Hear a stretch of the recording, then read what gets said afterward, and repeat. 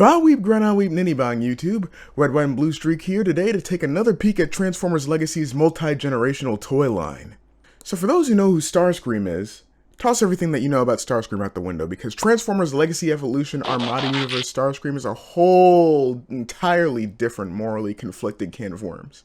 Where Generation 1 Starscream looks to challenge and usurp Megatron entirely due to his own greed and lust for power, his Armada counterpart challenges the aforementioned leader of the Decepticons because he desires his respect and recognition.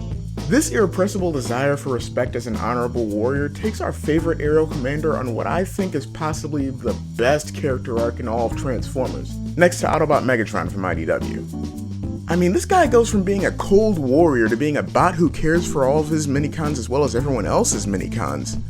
He becomes an Autobot and befriends a human, which is nearly unheard of for a Decepticon in case you didn't know. Finds a sort of happiness with being under the command of Optimus Prime, goes back to being a Decepticon for his desire for Megatron's respect, becomes one of the sole advocates for the Autobot Decepticon alliance against Unicron, stands up and fights Galvatron in an effort for him to see how foolish his own pride is making him act, and makes the ultimate sacrifice to prove his point, going out in a blaze of glory while still caring for the safety of his minicon Swindle, in one of, if not the best death scene in all of Transformers history, dying as a Decepticon with a spark of an Autobot. Only for all that amazing development and character moments to be tossed aside entirely during Energon and Cybertron. But that's for another time. Yeah, if you can't tell, I really like this version of Starscream. He's my favorite version of the character, and my favorite character in all of the Unicron trilogy, with Armada Megatron and Armada Optimus ranking second and third behind him respectively. Seriously, they were cooking with this series. Even the Japanese version of the series, Micron Adventure, which has a bunch of different character moments and character motivations, still stands as one of the best Transformers animated shows to ever exist. So with 20 years of hype in mind, all building up to this, how exactly did Hasbro go about celebrating the legacy of such an amazing show and an amazing character? Well,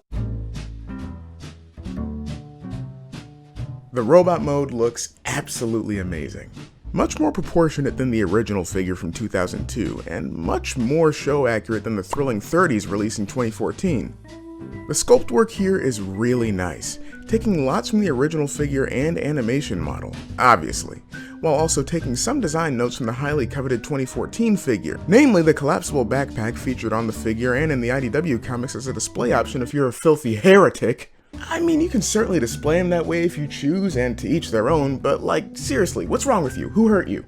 I mean, to me, you're one of the people that puts on their shoes before their pants. They also went and filled his arms, leaving no hollow spots there, which I definitely love. Though one thing I might not like about the sculpt work here is that he looks a bit too blocky for my liking. Though perhaps that nitpick is one I only have because of another figure. The paint used here greatly resembles the anime, from the pure white paint on the arms, which annihilates the possibility of yellowing, yes, to the hypnotic metallic blue used for the cockpit, with almost every detail getting the paint it needed. Now while I've been stroking Hasbro's ego here, there's one nitpick that I have that's so great, so significant, it'll rock the very foundation of fans of these Legacy Armada figures, because it's present with all of them. The symbol's wrong. Yeah, I know, nitpick Nancy over here getting all upset because his purple triangles aren't pudgy. But these Armada Legacy figures seem to take a hard-line stance as wanting to be show accurate, bordering on being studio series, and while, yes, the original toy used the same modern insignias here, the show used symbols closer to the original 80s cartoon, which would have just gone the extra mile here for total neuron activation. Not the biggest deal in the world, and I'm sure I could just remove the symbols with something like nail polish remover and add a Toy Hacks label over it, but it would have been nicer to see Hasbro using those insignias again. I at least hope that they're going to do that with the cartoon-accurate version of the Missing Link convoy. Prospects are unsure, to be honest with you. I need a better look at him.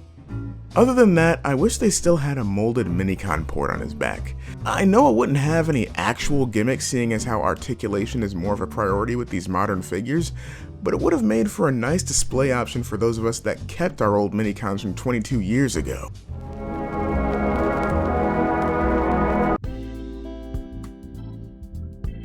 Moving on to accessories, this isn't going to be a terribly long segment. There really isn't a lot here, and I have to remind myself that this is a mainline Hasbro figure since I've been spoiled with all the third-party and Tamashii Nations figures we've been looking at lately. Though they are valuable accessories for the character, and perhaps the only ones he'd have besides the blanket and Swindle. He comes with his wing sword that doesn't really come from the wing like in the show or the original toy. It doesn't fold up either, so it can't store in the wings when not in use or in alt mode like the Thrilling 30s figure. It does have a bit of a benefit though, with the blade not being foldable. It actually stays in place and you don't have to worry about the hinge joints wearing down over time. At this point though, I kinda wish they went the extra mile and made the blade red like in the good portion of the show. Either way, he looks great with it, and if you want, at least from what I've seen, you can take his left wing off to recreate the look from the show. I'm not going to do that though because I'm a little too scared of breaking any of the hinge joints. His other accessory is one that doesn't look too great. Not with him anyways. Starscream also comes with the Star Saber. While in some Transformers continuities, Star Saber is a highly respected Autobot leader, in Armada, Star Saber was a weapon composed of 3 minicons sought after by both factions, with Starscream having a particular desire to wield its power, being a sword fighter from the show and all. While the accessory itself looks great, the blue is a fantastic touch, and molded detail lets you see all the minicons that make up the weapon. It looks a bit small with Starscream here. It almost feels like this accessory was made with another Autobot in mind. But that's for another video. For now, let's see if removing all the gimmicks paid off for this figure. The Articulation, while not being anything to write home about, is a huge step up from the original figure, and a bit of a refinement of the 2014 toy. It lets you do just about everything anyone could want to do to recreate iconic poses from the show. It's great, but I feel like a bit more is possible here, particularly a wrist swivel. Earthrise Prime shows that Hasbro can definitely facilitate that while having a hinge joint present for the transformation, like with this figure. Which, speaking of transformation,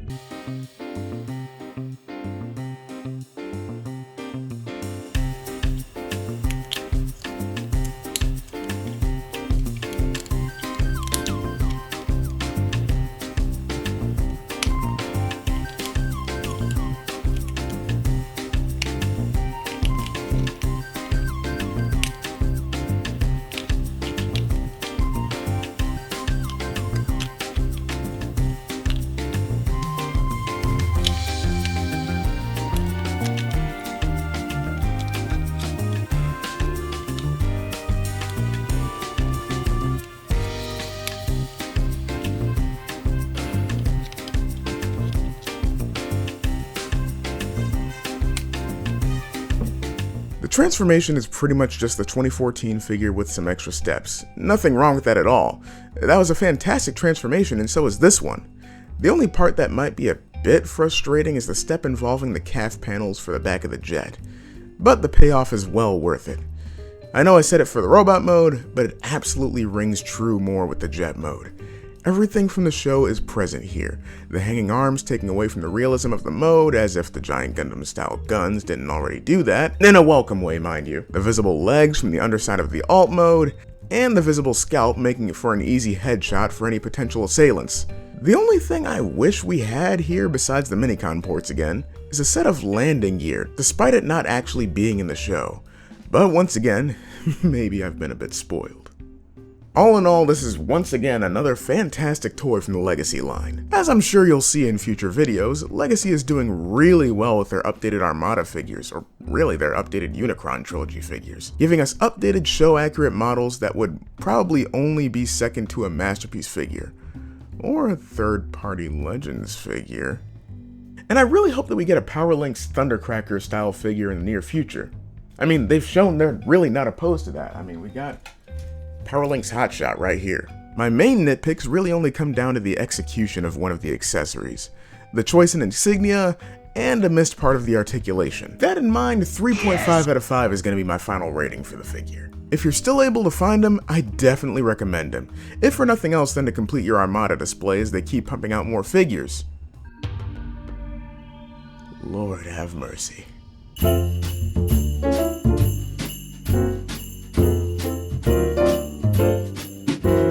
Honey, I shrunk the Starscream.